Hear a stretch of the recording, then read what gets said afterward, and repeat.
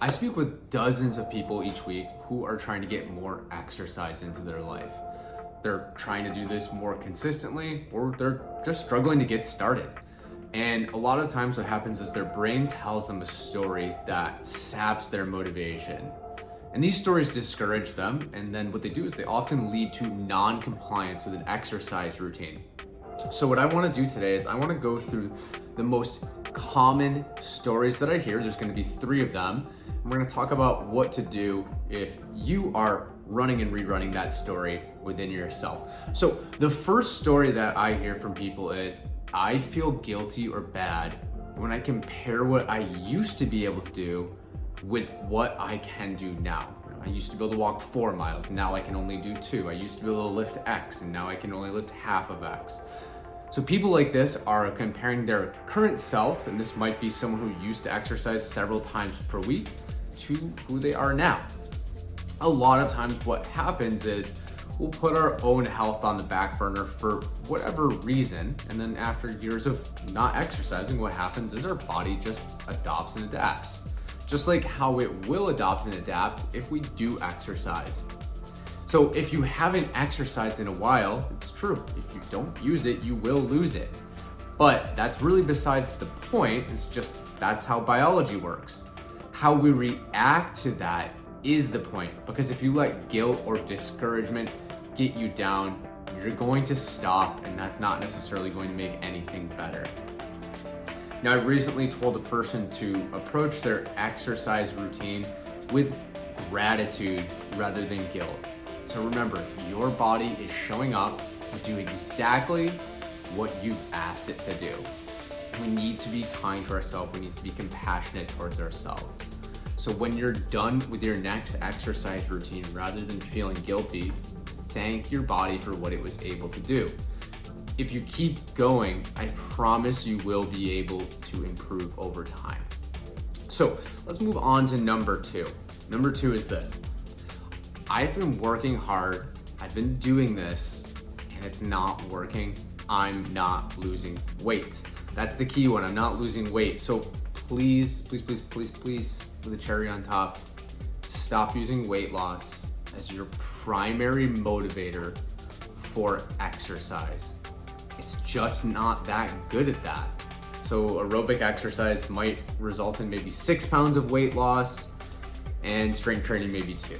So it's just not clinically significant weight loss. It is important for weight health. This is so important, meaning when we lose weight, we want to keep it off. Exercise helps with that, and we want to lose mostly fat. Exercise helps with that. There's so many other health benefits that we should focus on though. So a lot of times people that are saying this too, they're looking at exercise through a relatively short lens, okay? So meaning they want an outcome quickly. So saying this isn't working is like saying, why would I bother contributing to my retirement if I'm not a millionaire in 6 months? It's just not gonna work like that. We need to be in a position where we're doing this forever.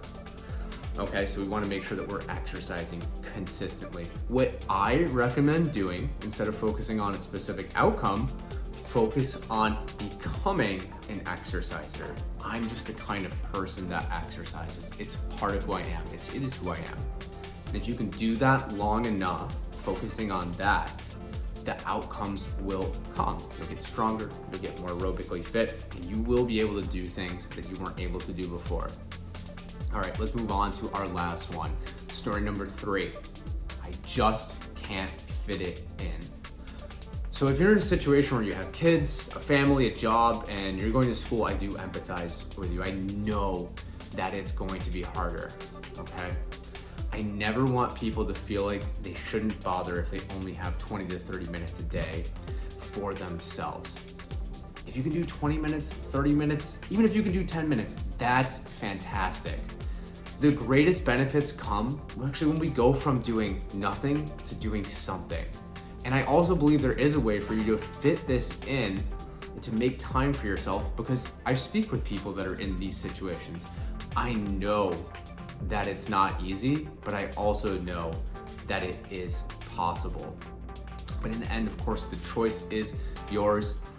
It's hard, don't get me wrong, but it's not impossible. But please don't think that this is me saying that you need to spend hours and hours and hours exercising. That's gonna be demotivating. Just see what time you can dedicate for yourself. Take a small step. Try to recruit social support from others. Maybe your spouse, a friend, or a family member can chip in. Maybe they can give you 30 minutes once per week. That's great. So there are, of course, more reasons out there or more stories that we tell ourselves that can sap our motivation. But this is important. Remember, thoughts and beliefs are not true and they're not false. Just recognize that what we do with them, do we allow them to guide our behavior or not, is what really matters. So do me a favor, drop in the comments any questions you have for any future videos, and please don't forget to subscribe to this channel to get alerted for the next exercise-based video.